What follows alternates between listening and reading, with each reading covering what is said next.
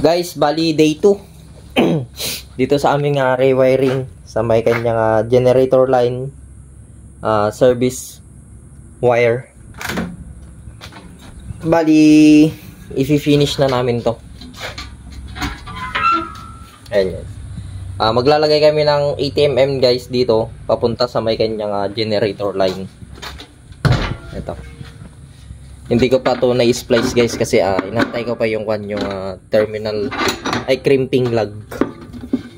Ito yung lalagyan natin siya ng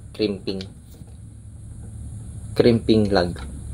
Then itong isa guys palabas dun sa may generator sa may labas. Then itong bagong butas na to is papunta dito yan sa may kanyang fuse, main fuse. Yung sa may guys, sa may generator, ihukay namin yung kanyang PVC electrical conduit na 50mm. Bali, lalabas dyan guys. Uhukay namin papunta dito. Papunta siya dito guys. Then, dun sa may ilalim. Lalabas siya dito guys. Yan. Then, papunta siya dito. Gagamitan natin siya ng entrance cap na 50mm size. Bali, day 2 guys, ng aming rewiring para sa kanyang service entrance ng generator line. Magpapalit tayo ng 80mm. Yung ilalagay nating wire ng generator.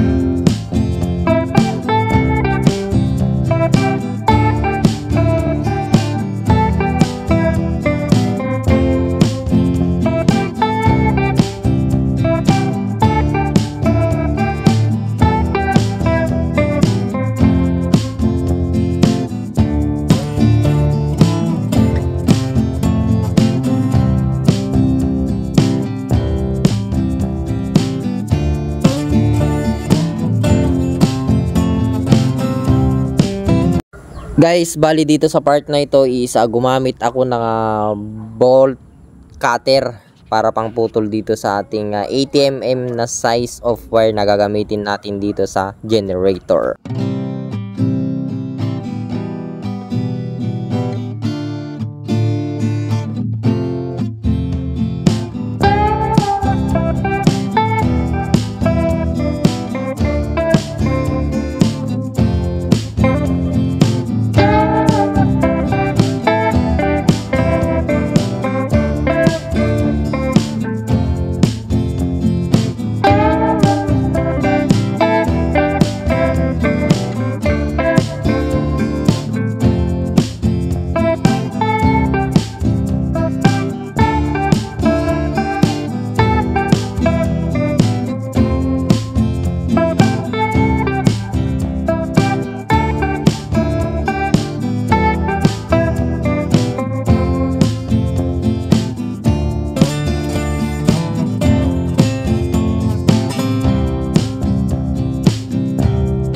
pahirapan guys sa paglagay ng kanyang PVC.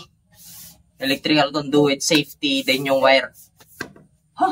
Nakakahingal kasi matigas tong wire niya, tsaka malaki.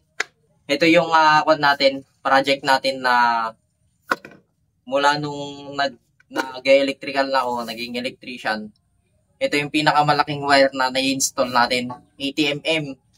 Meron pang isa, yung bahay ng boss natin, bali 100mm yung kanyang service entrance wire.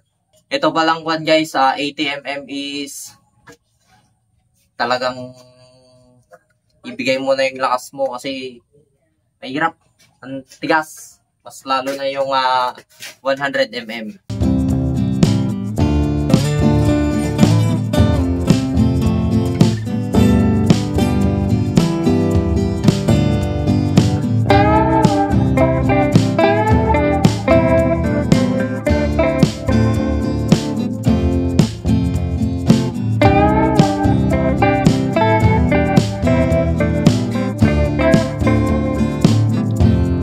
Guys, bali okay na to.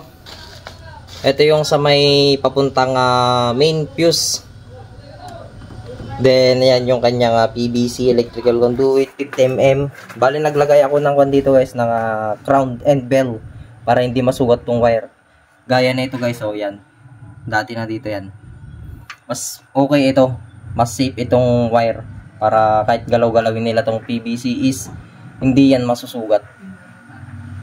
Then, gumamit kami ng 50mm guys. Nag-elbow kami dito, 50mm. Then, nag-elbow kami dito. Then, dito guys, nag-extension ako. Nabitin yung sukat natin. Then, ito. May end bell din siya guys. Yan. Bali, itong tagging natin na may puting tape is yan yung neutral natin. Ito yung line side natin. Then, ito naman yung neutral ng generator. Then, ito yung line side ng generator. Yan. Kung paano natin siya binaklas guys, ganun din natin siya ibabalik yung kanyang termination. May babaguhin lang tayo dito sa may kanyang manual transfer switch guys. Maglalagay tayo ng crimping lug. Next guys is ito, yung palabas sa may generator sa may labas. Ibubutas namin dito. Ibubutas namin dyan pababa doon. Para tignan namin guys kung paano yung remedyo na ito.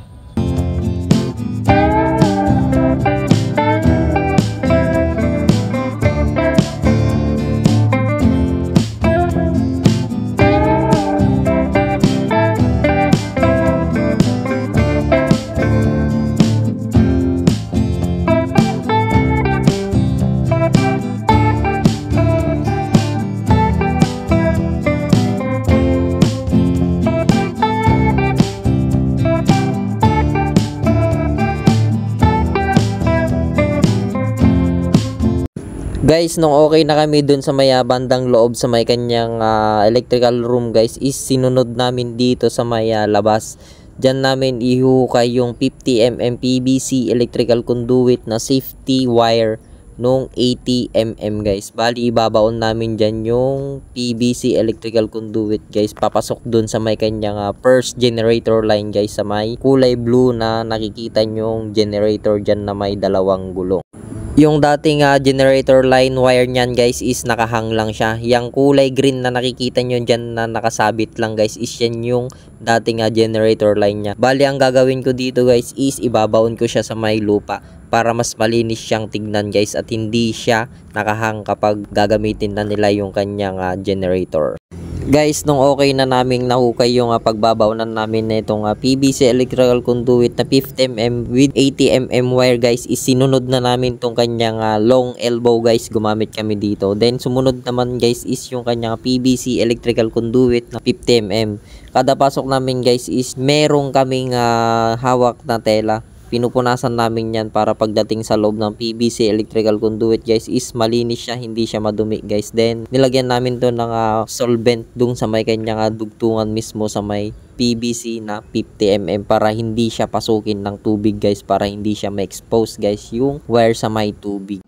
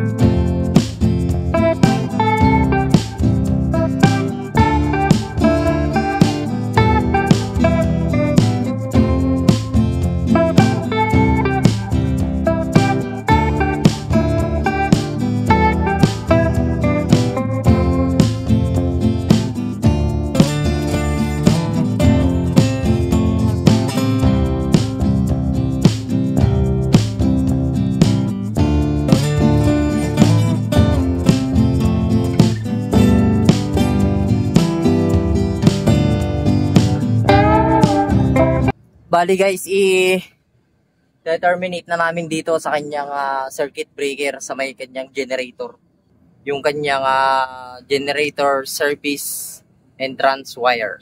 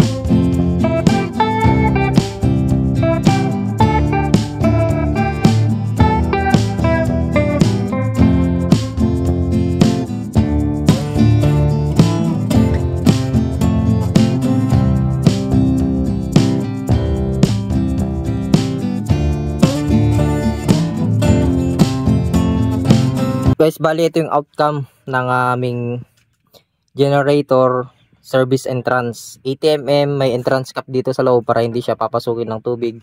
Then, nag-elbow siya dito sa baba. Hinukay namin siya guys, yung lalim nito is nasa 40 cm. Tapos yung putol-putol naming mga PVC na 50mm guys, yan dinugtudugtong ko na. Gumawa na lang ako siya ng coupling 50mm yan. Para hindi masayang itong PVC. Maganda tong PVC, makapal. Ayan. Meron siyang mga coupling. Bali, ito yung outcome niya guys. Itong ginawa naming generator line service entrance wire. Ayan. Ayan yung kanyang outcome. Bali, tatabunan na namin to guys. Para hindi na siya exposed. Then baka mabutan kami ng ulan.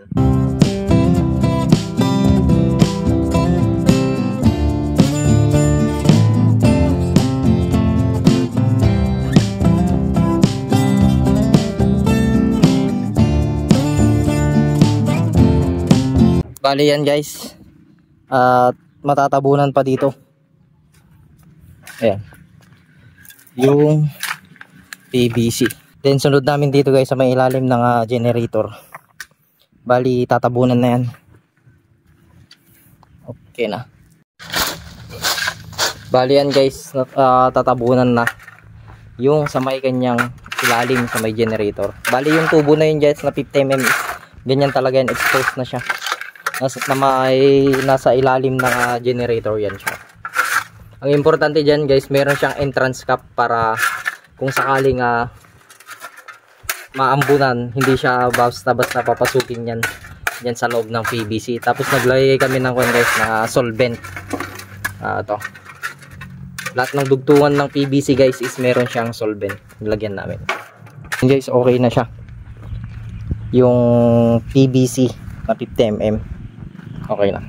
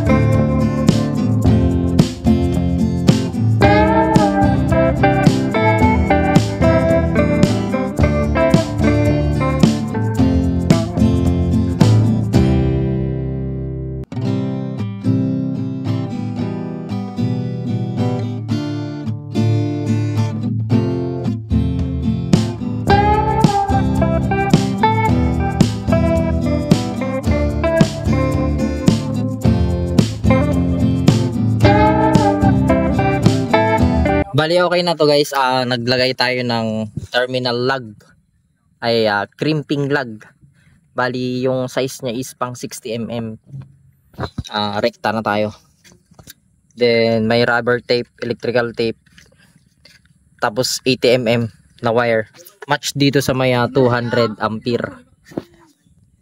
Nilagyan ko siya ng hose guys, para hindi siya masugat dito sa kanyang metal. Ito matulis para pagka umandar, pag natagtag, hindi siya masusugat.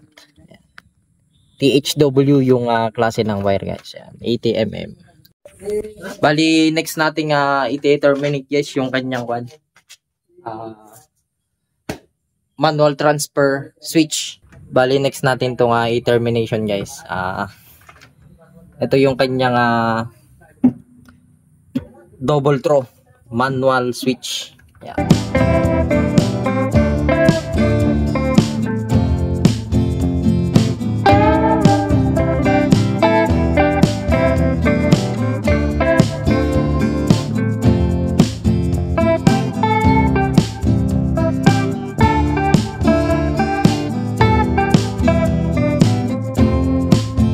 Bali yung crimping lug natin guys is, akala ko is metal.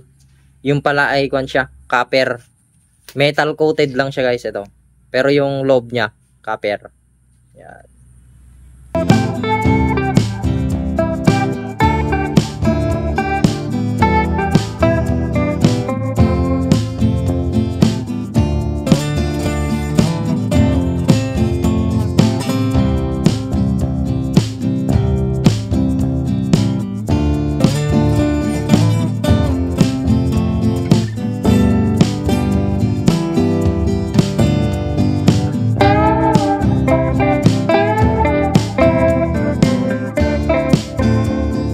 Ito yung guys, napaka-importante ang crimping tool. Binili ko lang sa Shopee to. Goods naman siya guys. First time kong gamitin dito sa natin project.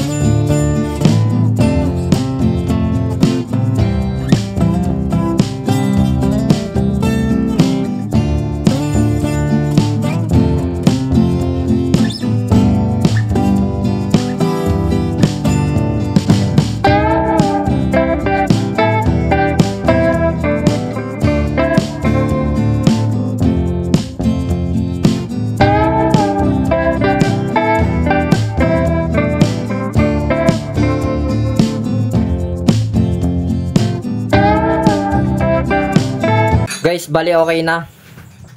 Okay na yung termination namin sa may generator line service wire. Yan, 80mm, then clear na. Itong natin. Electrical works, bali testingin na lang natin guys. Tapos yung kanyang voltmeter guys, ang reading is almost 230 yung reading niya.